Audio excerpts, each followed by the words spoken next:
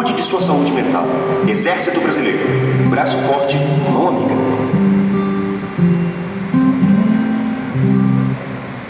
O Janeiro Branco, ele foi iniciado aqui no Brasil, tá? Por um psicólogo, o psicólogo Leonardo Abraão, há 11 anos. E desde 2023 é lei federal e hoje já se encontra também em alguns países essa campanha, pela importância que ela tem, pelo tamanho que ela tem. Esse ano de 2026, a temática é paz e equilíbrio, que é algo que a gente precisa, né? Quando a gente fala de equilíbrio, a gente fala um pouquinho daquele 8 ou 80, que às vezes a gente costuma transitar. Ou a gente é muito ou a gente é muito pouco. E é importante essa reflexão, né? Eu sempre uso o exemplo da água para explicar sobre isso. A água, a gente é bem orientado para tomar bastante, não é verdade?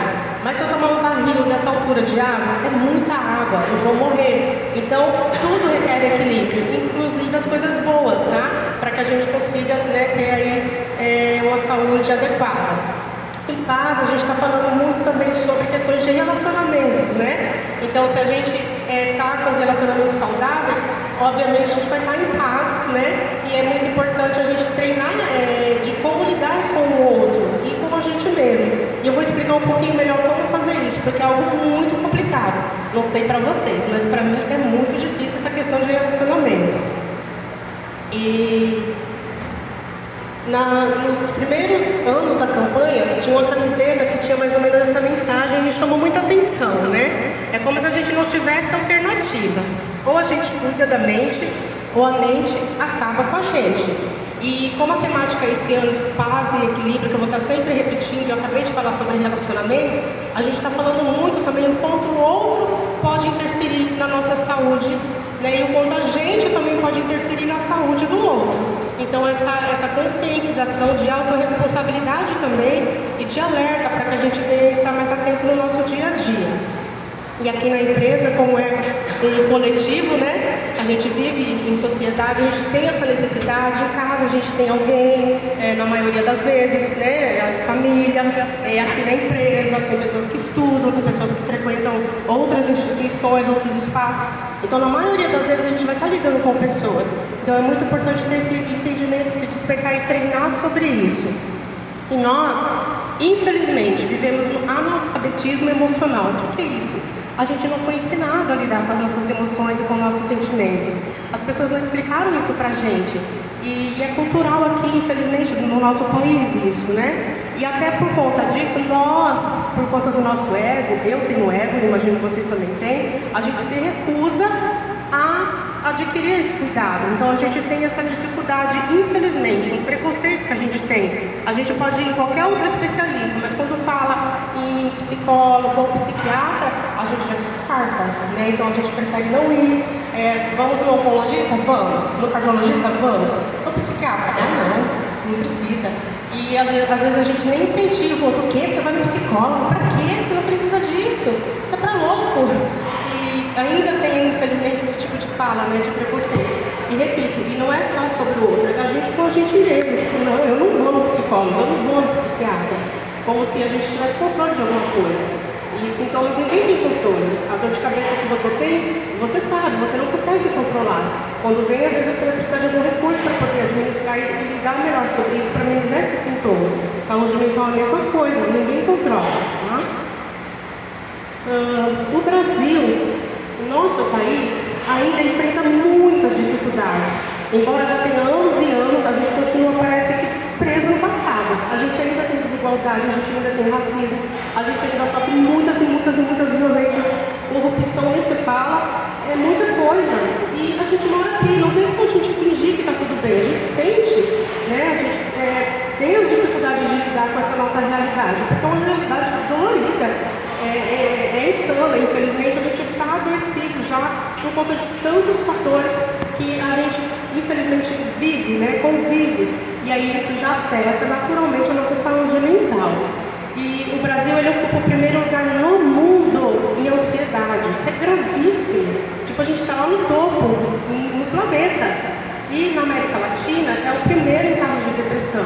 Ou seja, a questão de saúde mental é muito grave, já virou uma pandemia, todo mundo que está já adoecendo, infelizmente, e o Brasil, a gente está lá no topo desse adoecimento, é muito grave.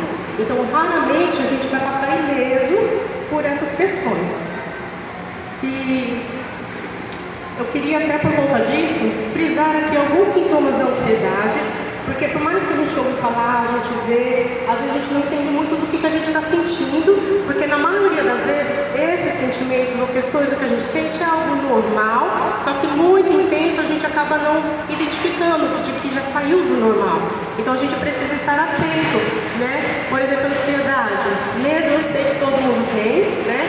Mas quando isso começa a aumentar, a gente está sempre muito inseguro do que vai fazer, do que vai deixar de fazer, de como agir. É uma sensação sempre muito ruim, muito intensa, é muita preocupação, a gente está sempre em alerta, preocupado com tudo, com muitas coisas na cabeça, muitos pensamentos acelerados, a maioria dos pensamentos negativos, dificuldade de concentração, então a gente não funciona muito bem quando a gente está assim, muito com a cabeça cheia, então ela não consegue se concentrar porque ela está muito focada em outras questões que estão gerando muito desgaste. A irritabilidade, obviamente, com tudo isso a gente vai ficar mais perto da vida, né?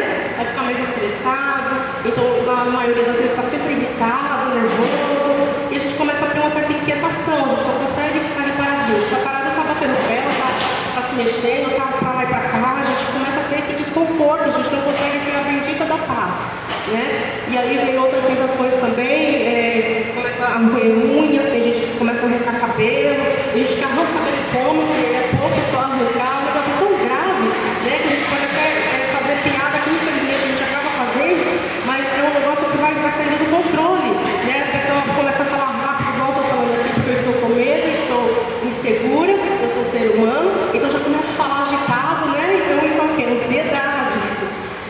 O isolamento social, então às vezes a gente começa a evitar as pessoas, né? Prefere estar ali mais só, evita sair ou ter outros contatos por medo, por insegurança e até mesmo por desgaste emocional. Às vezes a gente está tão esgotado emocionalmente que a gente prefere estar mais sozinho, porque o outro já começa a cansar, ele não precisa fazer nada, mas a gente não está bem. E aí a gente já começa a evitar um pouquinho as pessoas. E aí começa a vir algumas alterações também no sono e no apetite. Ou a gente dorme demais, ou a gente dorme de menos. Ou a gente come demais, ou a gente come de menos. Então essas alterações elas começam a vir e a gente começa a perceber, né? E é importante que vocês estejam atentos. Como que isso está funcionando em vocês, tá? Se está tudo certo ou se está exagerado. E aí vocês vão ver que os sintomas de depressão não é muito diferente da ansiedade. E é por isso que eu sempre friso a importância um profissional avaliar vocês para entender ao certo se é o caso dos dois juntos, se o seu caso é a ansiedade ou se o seu caso é a depressão. Então precisa ser uma consulta aí especializada para poder fazer o diagnóstico correto, para que você venha conseguir ter o tratamento correto.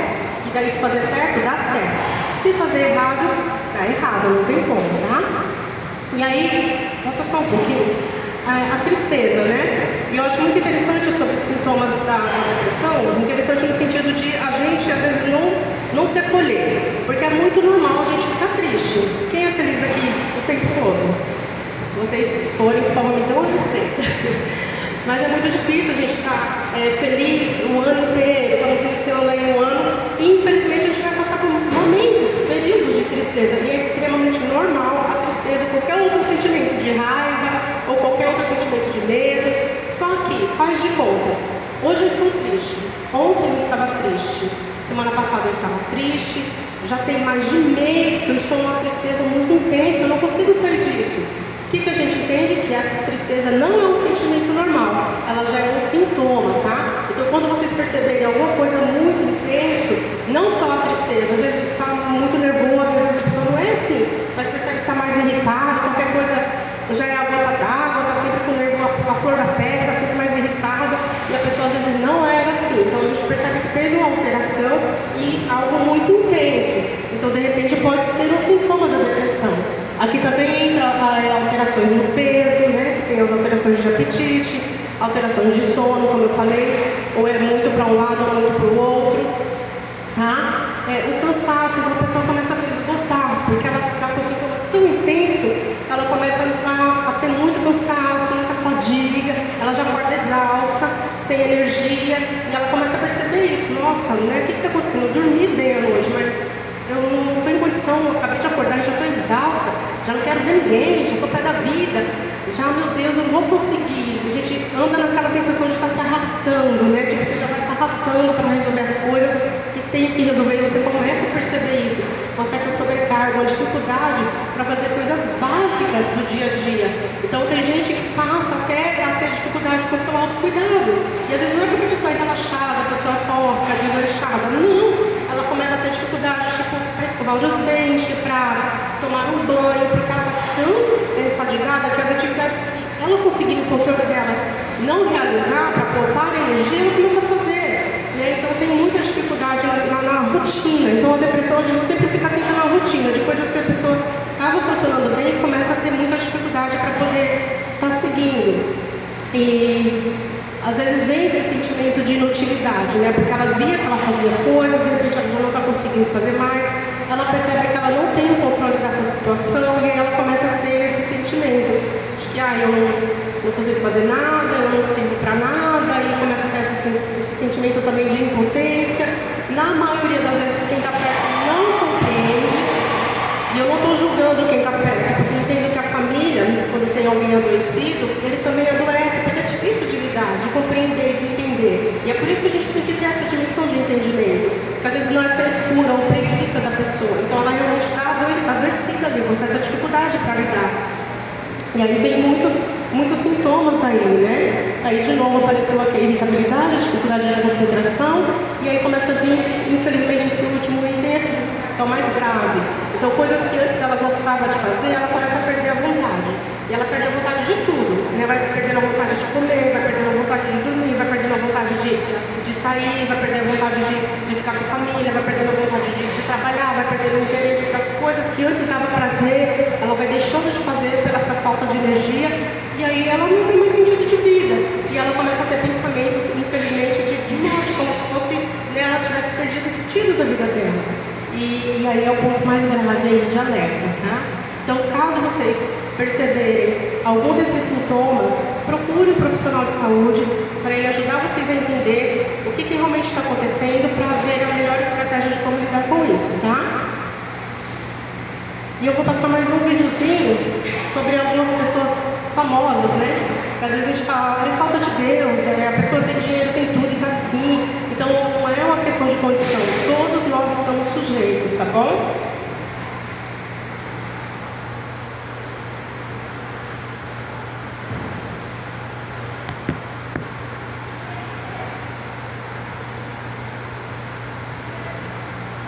E aí, a gente está falando de pessoas que têm carreira, pessoas que já têm ali suas profissões, pessoas famosas, ricas, né? Que a gente acha que tem que estar tudo bem para poder ter saúde.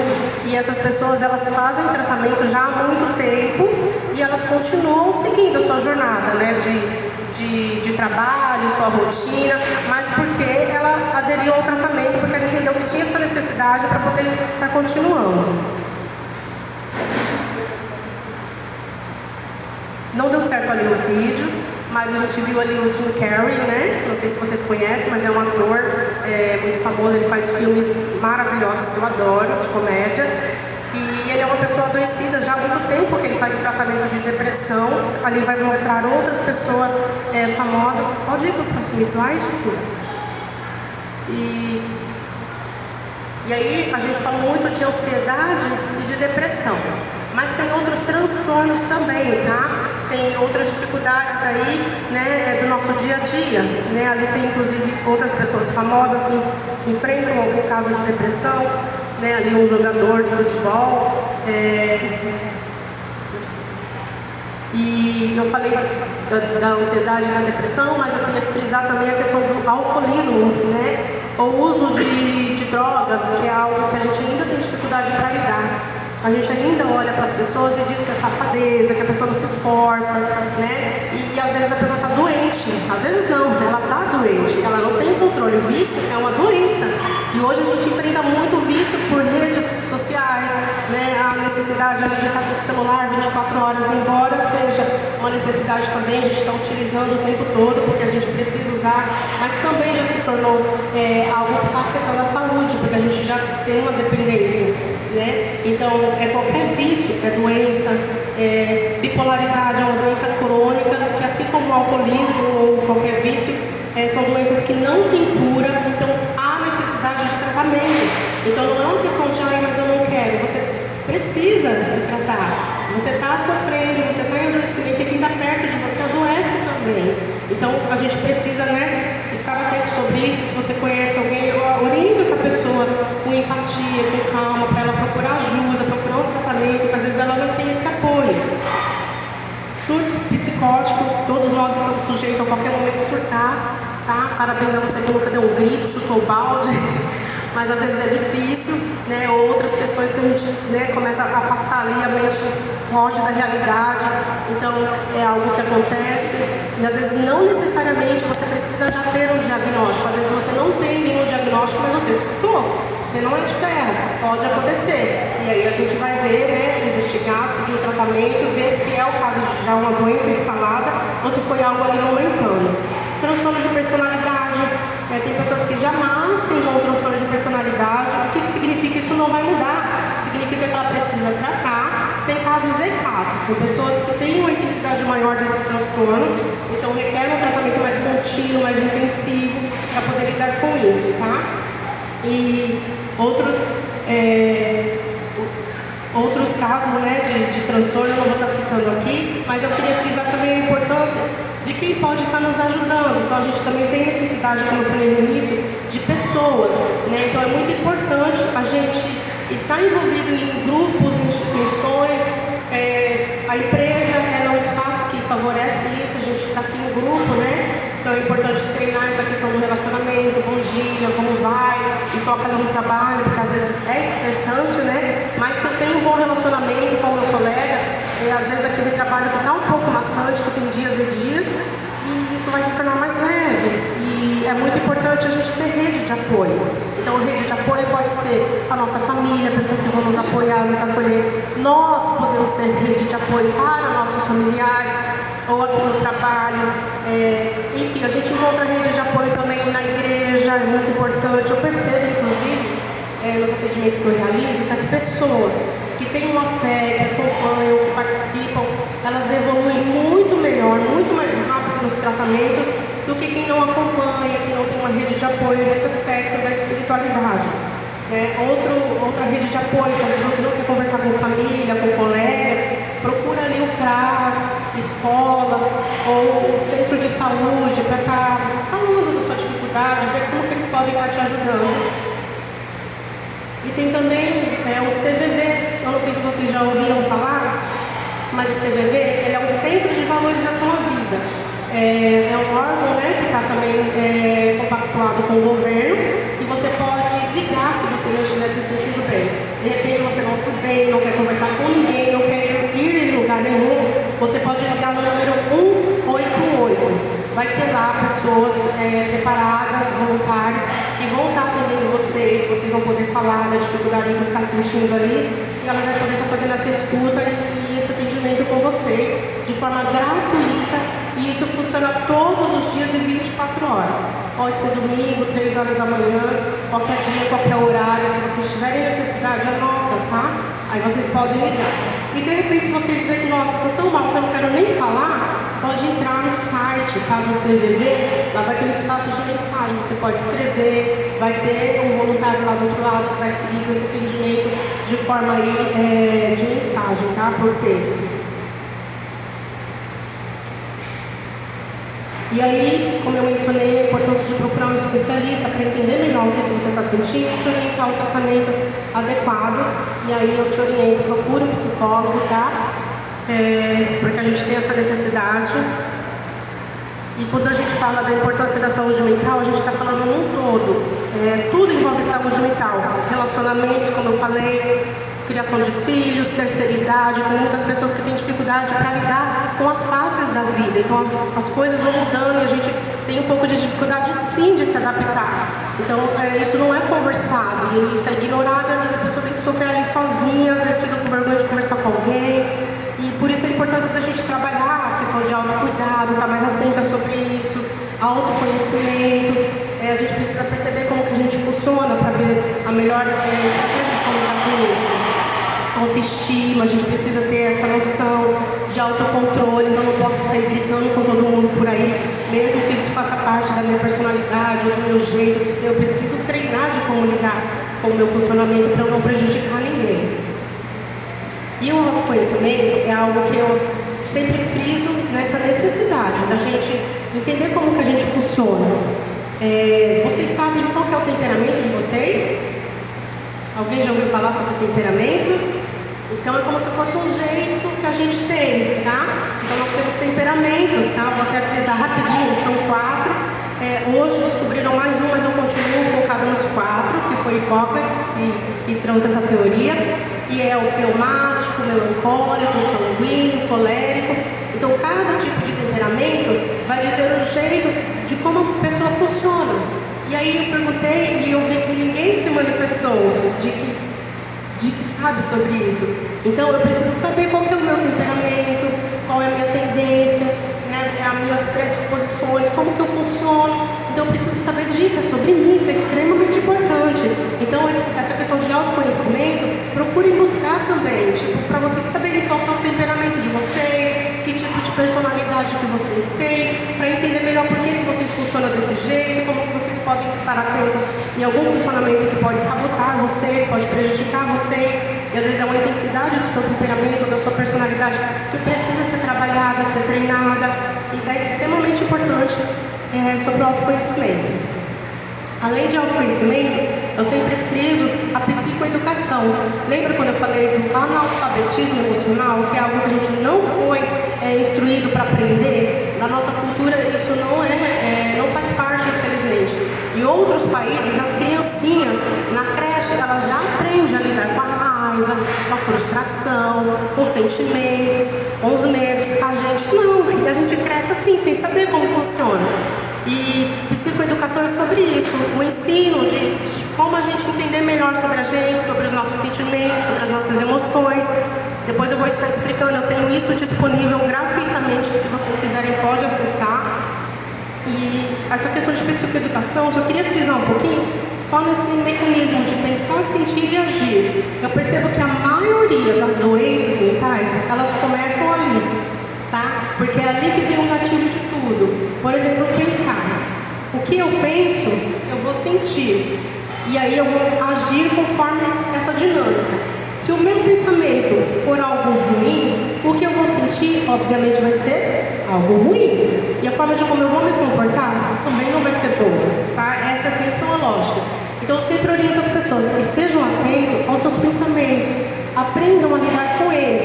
Pensamento a gente não controla, eles vêm de forma automática. Mas quando eles chegam aqui, a gente precisa treinar de como lidar com eles, tá? Eu sempre uso um exemplo, né, sobre a gripe, né? Quando a gente está gripado, se a gente fica na garoa, pior que gripe. Então às vezes a gente tem que tomar um medicamento, um chá ruim para poder melhorar. Então a gente não tem controle dos sintomas, assim como a gente não tem controle sobre os pensamentos. Mas a partir do momento que a gente perceber, a gente vai ver estratégias adequadas de como lidar com isso. Se eu perceber, estou gripada, eu não vou na garoa, eu vou tentar me resguardar, tomar um chá, mesmo que o chá não seja gostoso, mas eu vou tentar fazer algo para me melhorar. É minha autorresponsabilidade também de me cuidar. Então os pensamentos, eles vêm, e eu sempre oriento, se for um pensamento ruim, não decorda para ele, começa a treinar sobre isso, tá? E aí quando vem um pensamento ruim, tenta mudar o rumo do pensamento, ou desconstruir esse pensamento, porque a maioria das vezes, os pensamentos ruins, eles são mentirosos, né? E às vezes a gente se encana, dá mau poder para aquele pensamento, que é uma paranoia, que é um negócio que nem está acontecendo. E aí a gente vai o quê? Vai sentir tudo aquilo, vai ficar mal, vai se comportar sobre aquilo. Então o pensamento é a raiz dos sintomas, a gente precisa aprender de como lidar com eles. Que não é fácil, mas é possível treinar e aprender, tá? E outras dicas aí de como a gente fazer uma manutenção para a nossa saúde mental é a gente tentar priorizar um tempo de descanso, tá? A gente trabalha muito, é tudo sempre muita correria, a gente tem necessidades, obrigações, mas a gente tem que ter um tempo de descanso, de colocar as perninhas ali para cima, descansar um pouco, respirar. Nutrição, então a forma de como a gente alimenta influencia muito em qualquer aspecto da saúde e obviamente no mental também. Então se a nossa alimentação está inadequada, por exemplo, se a vitamina da gente abaixa muito, a gente começa a ter sintomas também de ansiedade e depressão. Por exemplo, se a pessoa está mais anêmica, né, obviamente ela vai ter aqueles sintomas depressivos, né, que ela não vai ter força para fazer muita coisa, às vezes isso é até confundido, tá? A B12 muito baixa, tem pessoas que recebem um diagnóstico de depressão e não é só a necessidade de repor aquela vitamina. Como a ferritina, né, muito baixa, traz todos os sintomas da ansiedade. Então, às vezes, é só a necessidade de repor. Então, por isso que eu te oriento, procure o posto de saúde, procure um médico, explique o que você está sentindo e ele vai fazer uma análise com exames para entender se há a necessidade de repor alguma coisa ali ou medicar sobre aquilo, questões orgânicas, ou se é questão, né, da ansiedade ou da depressão para estar orientando o tratamento certo. Também higiene, organização, tudo isso favorece a nossa saúde, tá? Exposição solar, a gente tem necessidade de ver o sol, isso é para o cuidado das nossas emoções, vitamina D também, se ela está muito baixa, vai influenciar na nossa saúde mental. Exercício hoje virou necessidade, ao meu ver, assim como a gente tem necessidade de dormir, de comer e outras necessidades fisiológicas e outras afins, a atividade física é uma necessidade, porque a gente já entendeu que estamos adoecidos. Quando você faz atividade física, tem uma reação química que funciona aqui no seu cérebro, que libera a sensação de prazer e descarrega aquelas sensações ruins, que às vezes a gente fica ali acumulando o dia todo de tensão e de muita coisa, né, do dia. Então a gente tem a necessidade de descarregar e de se recompor, e a atividade física faz esse papel. Então, por mais que a gente não goste, porque eu não gosto, mas é uma necessidade, a gente precisa fazer, tá? E a necessidade de produtividade. Então, quanto mais atividades a gente tiver envolvido para se distrair, um hobby, um lazer, uma socialização, então nossa mente vai estar muito ocupada. Então, né, os nossos pensamentos vão ser sobre aquilo que a gente está vivenciando. E desde que sejam coisas boas, né? Então, já que vocês vão cuidar dos pensamentos, os pensamentos, eles vão acessar aquilo que você já conviveu, que você ficou acessando. É daí que vem os pensamentos. Então, a importância, né, de você ter boas memórias, pessoas boas ao seu lado, lugares bons de frequentar, para que você venha ter aí uma melhor saúde. O cuidado, né, com a espiritualidade, envolvimento com a música, é muito terapêutico, envolvimento com a natureza, isso ajuda bastante também. Tá? Então, que vocês possam estar atentos nas dicas que foram dadas hoje aqui, para esse cuidado, tá? Aqui tem os meus contatos do Instagram, do YouTube. E se vocês quiserem anotar, lá estão disponíveis orientações de psicoeducação. Inclusive eu tenho uma playlist de psicoeducação e vai explicar tudo isso que eu falei aqui. Vai falar sobre temperamentos, para você tentar identificar o seu, sobre os sabotadores da mente, para você tentar entender como que isso funciona em você, e várias orientações de como está se acolhendo nesse cuidado de saúde mental, tá bom? Alguém tem alguma pergunta, alguma dúvida? Muito obrigada pela atenção de vocês. Desejo muita paz, muito equilíbrio, muita saúde mental. Que Deus venha assim cuidar de nós e zelar por nós. Estamos necessitados e sedentos. E que Deus abençoe vocês em mais um ano aí.